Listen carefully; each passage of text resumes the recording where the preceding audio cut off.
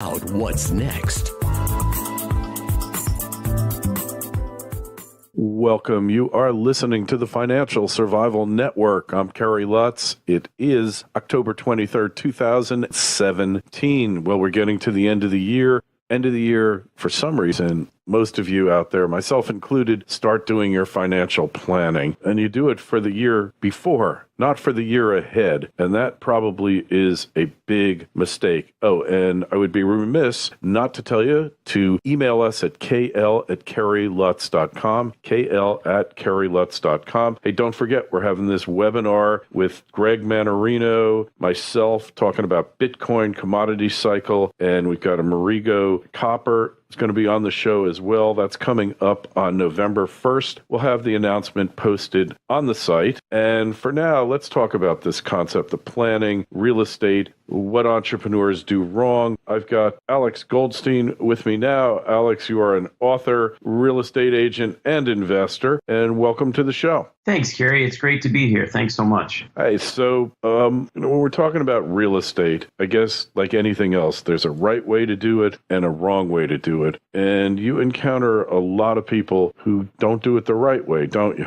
Yeah, that's correct. I think a lot of people are making decisions without really planning ahead and giving it the proper care that it deserves. And it's a little crazy because real estate represents the largest financial decision that most people make. So you'd think that they would lay a better foundation, but they really don't. And that leads to people potentially making some very significant mistakes that can cost them a lot of money. Yeah. So what are those mistakes and how do you avoid them? Well, there's probably a million ways to go wrong in real estate. And I think that's why it's important to be working with someone who knows what they're doing. But just from a fundamental standpoint, you want your real estate to fit into the context of your larger financial plan. And a problem that a lot of people have is they keep it separate in their mind as if there's this, second bucket of money that real estate comes from that's totally distinct from their holdings in, stocks, commodities, bonds, cryptocurrencies, whatever the other assets might be. And so I think that the key thing is to include real estate in your financial plan and look at it as part of that, and to be assessing your goals in real estate in the context of your overall financial plan and your current financial position. Mm-hmm. So obviously that calls for some type of assessment, personal assessment here. Yeah, you can't look at it in a vacuum. So, for instance, if you're planning to make a purchase on a personal residence, for a lot of people, they're wondering, well, how much can I afford? Now, assuming that you're not just going to borrow with reckless abandon, determining what's the right amount to be spending on your real estate depends on other factors. It depends on what is happening with your income. Is your income likely to be flat? Do you think you're going to be experiencing some significant increases in your income in the short term? Things like that can be very important to determining whether it makes sense to stretch for a home or to be very conservative in that. And similarly with an investment, there is no single greatest real estate investment. What might be an excellent investment for one person isn't necessarily a good fit for the other. And it has to do with where they are in life, how much money they have, what's their risk tolerance, and what kind of liquidity do they need.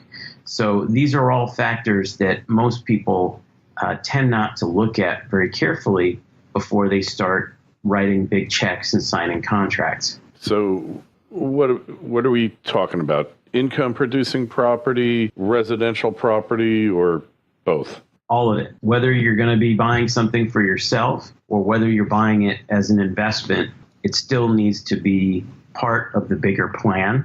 And you need to understand your plan before you get to the real estate component, because things are going to get kind of sticky if your financial plan isn't well baked and you start making decisions that involve hundreds of thousands or in many cases millions of dollars. Yeah. So where do you start? Where's the logical place to start? Well, the logical place to start is to look at your current financial position and to sit down with an expert who can help guide you through it. Now, in the case of real estate, I think a reason that it falls through the cracks is that when most people go to their financial planner is really much more knowledgeable and experienced in things like stocks and bonds than they are in real estate. So they don't necessarily have the experience to guide. So it becomes incumbent on the individual to really talk to advisors over a few different areas and try to patch together the advice. Now, in a perfect situation, you have someone who has knowledge of all these realms. So for my clients, even though my area of expertise is real estate, I have considerable experience in finance. And so I will sit down with them and go over their financial picture before we start making significant investments in real estate. And so hopefully wherever your listeners are, that they'll be able to find someone who can do that for them as well. Mm-hmm. So it's a process, and you really have to consider a lot of factors before you jump, if you will, right? Yeah, the more time that you spend looking at your overall financial plan and putting your real estate decision into that context, the better off you'll be. And it doesn't have to be perfect, but just thinking this way and shifting the way people approach it can have significant benefits, because a lot of people aren't even asking themselves that question. And I know it sounds crazy, but I've had this conversation with people who have many millions of dollars and they have all kinds of expensive advisors and they just hadn't thought of it before. And we've helped them to capitalize on some significant opportunities and avoid serious mistakes as a result of that. Well, that's a good thing. That's a good thing. So do you think real estate belongs in everyone's portfolio or not?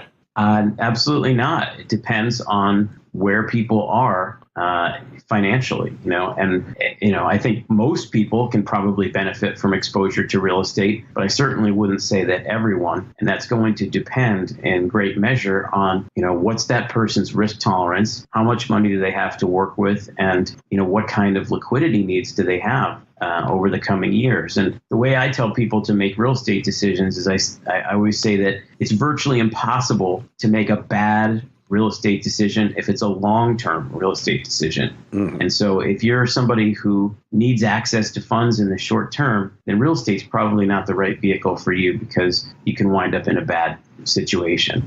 But if you're planning out for, a decade or more, then you're probably leaving money on the table by not being invested in real estate. Mm-hmm.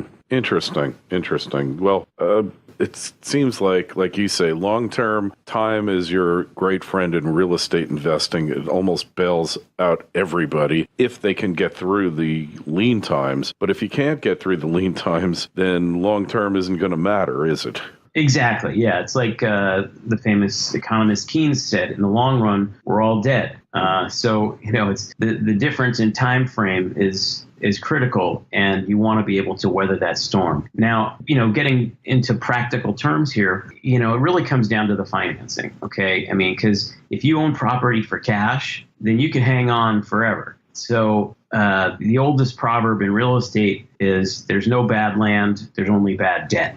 And if you keep that in mind and pay attention to the debt side of the equation, then that can be what makes or breaks the deal. And great financing can turn a good deal into a great deal, and bad financing can ruin anything.